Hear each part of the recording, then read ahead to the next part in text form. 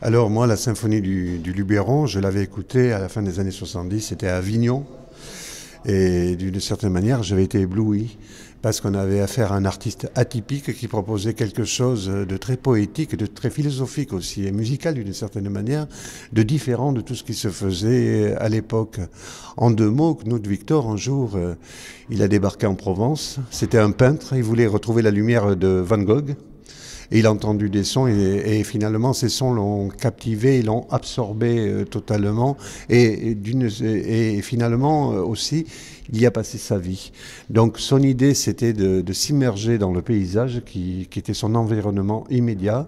Il a ouvert ses oreilles, il a entendu des choses extraordinaires, il a voulu nous transmettre cette vision de la vie sonore. Alors ce n'est pas un documentaire, c'est un acte artistique, c'est quelque chose pour pénétrer d'une certaine manière la nature et surtout nous faire partager ça. Alors l'expérience et l'éblouissement qui avait été le mien dans les années, à la fin des années 70, j'ai eu envie de la faire partager à une nouvelle génération, sachant que Knut Victor fait partie de ces artistes qui n'ont pas du tout organisé leur œuvre.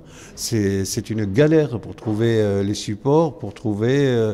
il n'y a pas de site Knut Victor, il y a très très peu d'éléments. C'est une quête à chaque fois, mais c'est pas ce qui doit nous empêcher de faire écouter ces choses-là. C'est un artiste unique. Aujourd'hui, on parle beaucoup de field recording, mais lui, il pousse le field, ou il a poussé le field recording dans ses derniers retranchements, c'est-à-dire il a pénétré la matière. Renaud Bajeux, vous interprétez ce soir pour Présence électronique l'œuvre de Knut Victor, Symphonie du Luberon.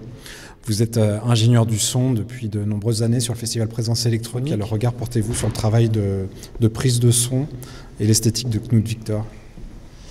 Eh ben, je sais pas, c'est un travail qui est très à l'écoute du monde, c'est très contemplatif, c'est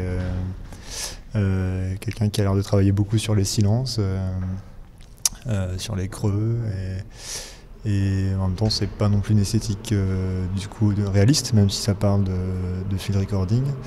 Il y a un aspect assez macroscopique aussi sur par exemple sur des insectes ou sur des événements sonores qui sont très grossis et qui prennent beaucoup d'importance par rapport à d'autres qui sont très ténus, alors que dans le monde on devrait les entendre à peu près au même niveau.